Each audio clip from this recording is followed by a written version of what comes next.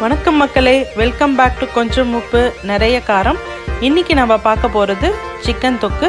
இது ரொம்ப சிம்பிளான டிஷ்ஷு, ஈஸியாக பண்ணிடலாம். வாங்க எப்படி பண்ணுறதுன்னு பார்க்கலாம். கடாயில் 2 டேபிள் ஸ்பூன் எண்ணெய் காய வச்சுருக்கேன்.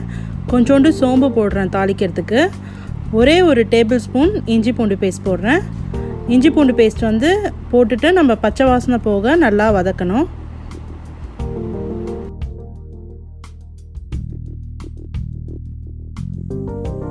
இஞ்சி பூண்டு பேஸ்ட் கொஞ்சம் ஃப்ரை ஆகிடுச்சு, பச்சை வாசனை போயிடுச்சு.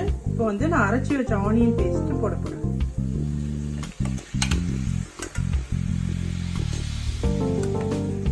வெங்காயம் நல்லா ப்ரௌன் ஆகிடுச்சு, நான் போட்ட ஆனியன் பேஸ்ட்டு. இப்போ நான் மிளகாத்தூள் 1 டேபிள் ஸ்பூனும் தனியாத்தூள் 2 டேபிள் ஸ்பூனும் போட்டுக்க போகிறேன். அப்புறமா ஒரு அரை டேபிள் ஸ்பூன் கரம் மசாலா. நல்லா பச்சை வாசனை போகிற வரைக்கும் வதக்கணும். சும்மா 1 நிமிஷம் வதக்கிட்டு நான் தக்காளி பேஸ்ட் பண்ணி வச்சுருக்கேன். ஒரு 2 தக்காளி பேஸ்ட் பண்ணி வச்சுருக்கேன். ஏன்னா இது நம்ம தொக்கு பதத்தில் தான் பண்ண போகிறோம், அதனால் 2 தக்காளி எடுத்துக்கிறேன். இப்போ இதையும் போட்டுக்கலாம்.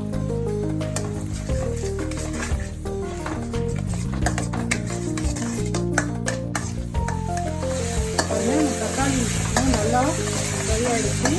இப்போ நான் சிக்கன் சேர்த்துக்கிறேன். சிக்கன் நான் மஞ்சள் தூள் போட்டு கழுவி வச்சுருக்கேன்.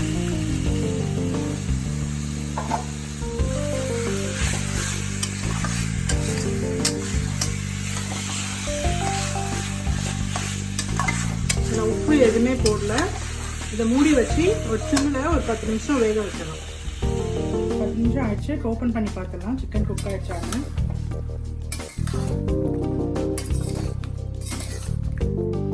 நான் எக்ஸ்ட்ரா தண்ணி எதுவுமே சேர்க்கல, அந்த தக்காளி ஜூஸில் தான் சிக்கன் வெந்துட்டுருக்கு. ஓகே, குக் ஆயிடுச்சு பாதி. இப்போ நான் கொஞ்சோண்டு உப்பு போட்டுக்கிறேன். இது நம்ம தொக்கு பதத்தில் தான் பண்ண போகிறோம், அதனால இப்போ இதுக்கு நான் தேங்காய் பேஸ்ட் வச்சு ஊற்ற போகிறேன். அதுக்கு என்னென்ன தேவைன்னு பார்த்து, தேங்காய் பேஸ்ட்டுக்கு தேங்காய் ஒரு 1/4 மூடி தேங்காய் எடுத்து வச்சுருக்கேன். ஒரு 5 முந்திரி துண்டு எடுத்து வச்சுருக்கேன். மிளகு சீரகம் 1/2 டீஸ்பூன் எடுத்து வச்சுருக்கேன். கொஞ்சோண்டு கசகசா.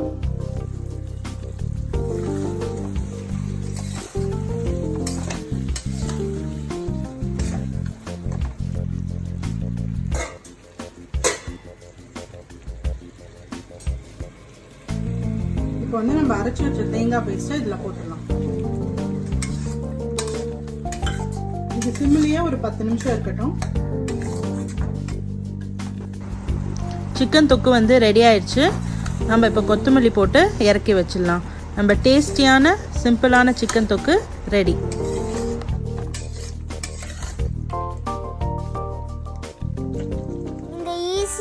சிக்கன் தொக்க உங்க வீட்ல ட்ரை பண்ணி பார்த்துட்டு எப்படி இருக்குன்னு கமெண்ட் பண்ணுங்க. Thank you.